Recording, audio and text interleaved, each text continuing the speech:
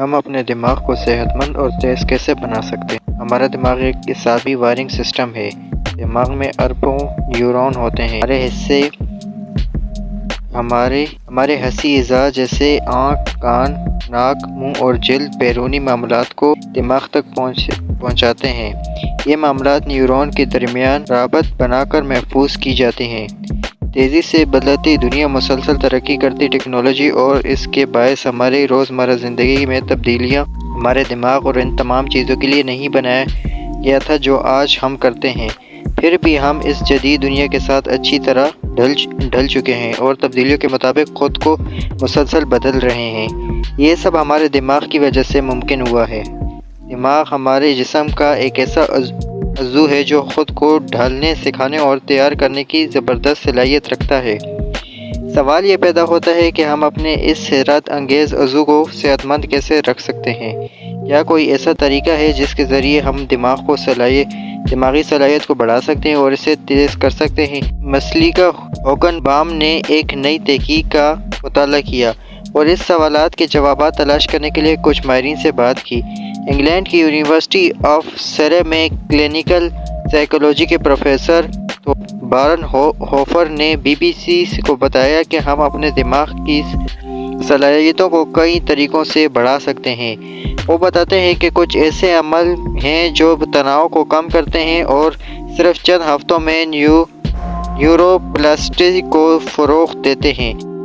پلاسٹیس کو بڑھا کر ڈیمینشیا جیسی بیماریوں سے بچا جا سکتا ہے اور یہاں تک کہ نفسیاتی صدمے کی وجہ سے دماغ پہنچنے والے نقصان کو بھی کم کیا جا سکتا ہے۔ مگر یہ نیورو پلاسٹیسی کیا ہے؟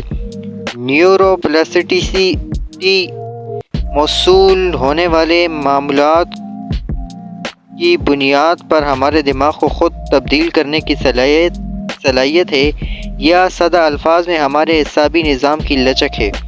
لکھنؤ میں ماہر نفسیات راجیش پانڈے نے بی بی سی کو بتایا کہ نیورو پلاسٹی دراصل ہمارے دماغ میں موجود نیورونز جنہیں اعصابی خلیے میں بھی کہا جاتا ہے میں بننے اور تبدیل ہونے والے رابطے ہیں۔ وہ کہتے ہیں کہ ہمارا دماغ ایک ایسا وائرنگ سسٹم ہے جسے دماغ میں اربوں نیورون ہوتے ہیں۔ ہمارے حسی اعضاء جیسا کہ آنکھ، کان، ناک، منہ اور جلد بیرونی معلومات کو دماغ تک پہنچاتے ہیں۔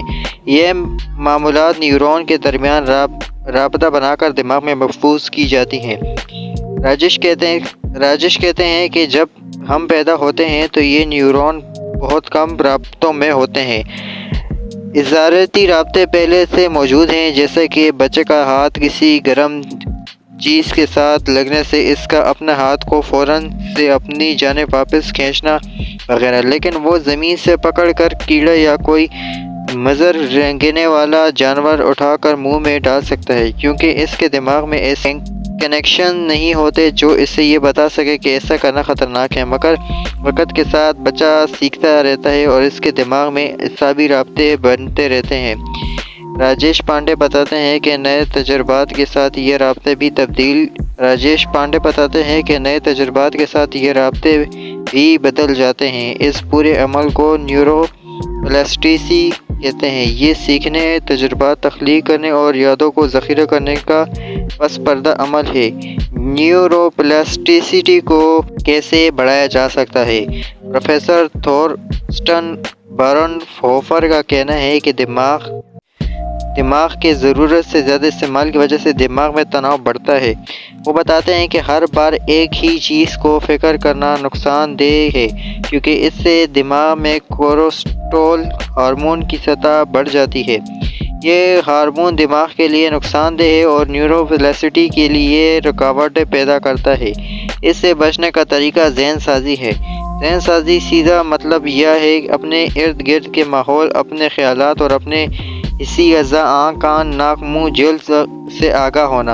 اس کا مطلب ہے کہ زیادہ سوچے بغیر اس پر توجہ دیں کہ آپ اس وقت کیا محسوس کر رہے ہیں۔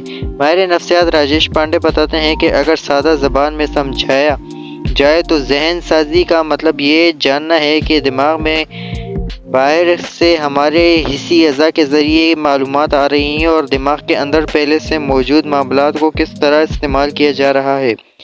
باریکی کی مثال دیتے ہوئے وہ کہتے ہیں کہ سادہ زبان میں یہ آپ کے حصہ اعضاء پر توجہ مرکوز کرنے کا عمل ہے۔ آپ کی سانس لینے پر توجہ دینا یا محسوس کرنا موسم گرم ہے یا ٹھنڈا، اس سے اعصابی رابطے میں پیدا ہوتے ہیں۔ آپ دیکھیں کہ اگر کوئی شخص دن میں 15 منٹ تک حصہ اعضاء پر توجہ دے تو اس کا چلنا، بولنا، ہنسنا، مسکرانا سب کچھ بدل جائے گا۔